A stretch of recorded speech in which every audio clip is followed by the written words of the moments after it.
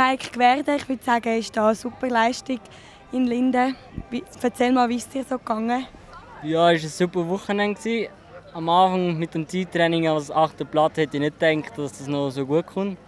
Aber in den Läufen konnte ich zweimal Holshot holen, was auch eigentlich hätte ich nicht gedacht, aber es ist gegangen. Dann konnte ich lange beide Rennen anführen. Im ersten Lauf ist dann zuerst der Robin führen. Der war etwas schneller, musste ich abziehen lassen. Und nachher beim Franco habe ich den TÜV abgewürgt und dann ist er vorbei. Und ja, die zwei musste ich abziehen lassen und bin dann noch Dritter geworden. Im zweiten Lauf auch wieder Holshot. Da konnte ich wieder ein paar Runden in Führung sein. Und dann ist auch wieder der Franco gekommen und hat mich überholt. Aber das Mal konnte ich ein bisschen dranbleiben. Und ja, der zweite ist tipptopp. Und der zweite Gesamt, was ziemlich gut ist für mich. Würde ich auch sagen.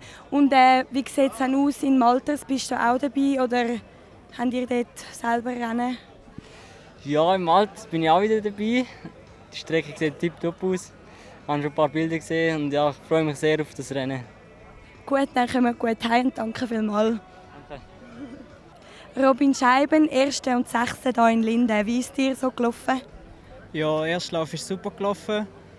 Guten Start gehabt, konnte noch meinen Rhythmus fahren und am Schluss gewonnen. Ja, bin ich mega happy gewesen. Der zweite Lauf ist weniger gut gelaufen. Ich hatte nicht ganz einen guten Start gehabt und konnte dann zwar ein bisschen aufholen, aber ja, nur 6. am Schluss und mit dem bin ich eigentlich nicht zufrieden. Ja. Ja. Was nimmst du dir vor für das letzte Rennen in Malters? Ja, ganz klar wieder 2 Siege ist das Ziel. Ja, in der Meisterschaft ist es auch ziemlich nahe, ist eigentlich immer noch alles offen. Und ja, das Beste geben und gewinnen ist das Ziel. Ja. Dann viel Glück und kommen gut heim. Valentin Guillot, aujourd'hui c'était une journée assez somptueuse pour toi. Comment tu l'as ressenti au cours de la journée? C'était cool, quoi. Ça faisait longtemps que j'étais pas venu à Linden, je pense que ça fait bien 10 ans.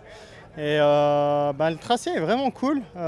Qualité de la terre assez spéciale, ça glisse pas mal, mais ça s'est bien passé, que ce soit les essais, les chronos ou les manches, c'était cool.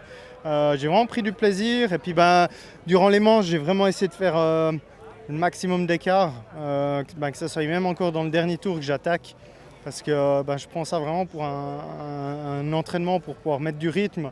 Parce que voilà, maintenant, il va rester encore une course du championnat suisse.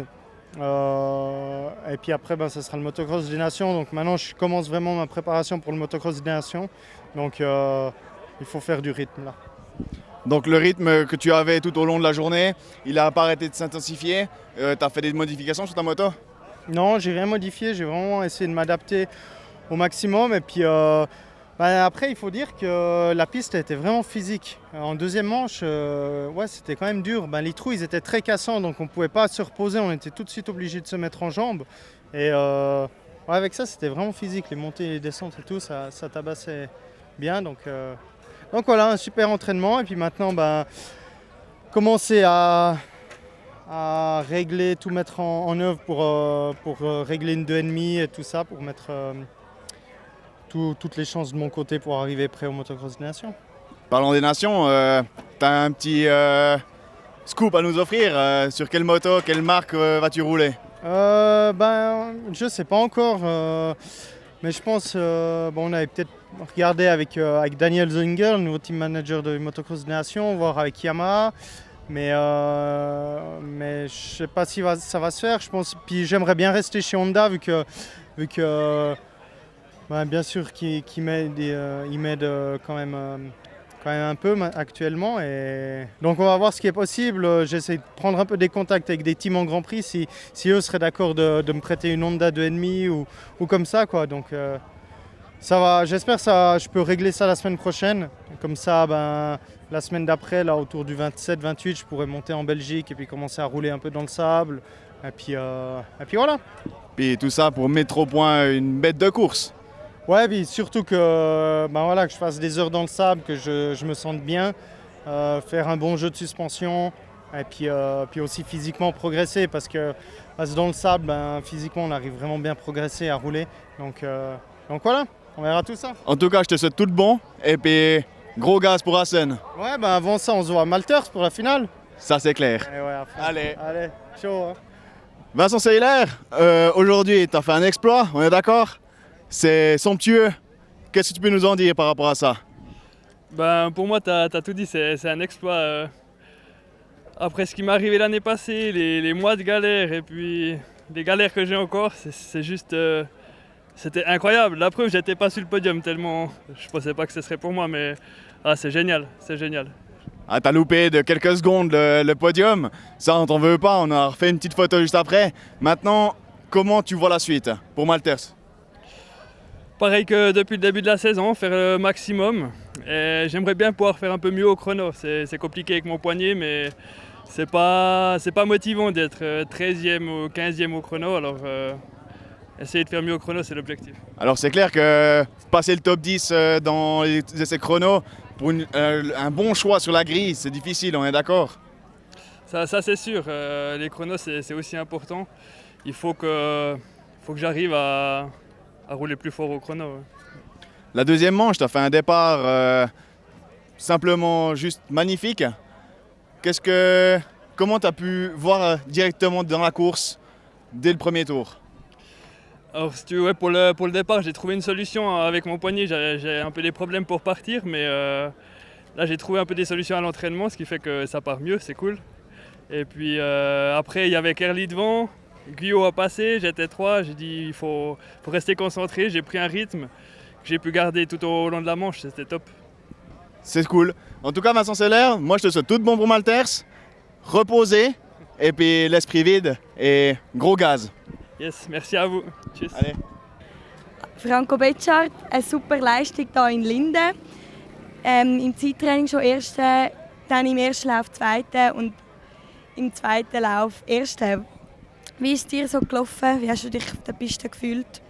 Ja, also ich bin mit sehr viel Vorfreude hergekommen, weil ich habe ein Video gesehen von der Piste und ich bin von früher da mal Junioren gefahren, habe mich also recht gefreut auf die Piste. Bin dann auch im freien Training gut Schlag gekommen, im Zeittraining noch besser. Ich konnte es fast nicht glauben, dass ich wirklich Erster war, weil es ist, glaube ich, noch nie der Fall war. Bin ich sehr überrascht und natürlich bin ich sehr motiviert in die Läufe gegangen. Im ersten Lauf habe ich am Anfang, ich habe nicht viel auf die anderen verloren, aber ich bin ganz schlecht gefahren. Ich bin fest auf die engen Linien konzentriert und habe es nicht so rollen lassen, wie ich wollte oder sollen.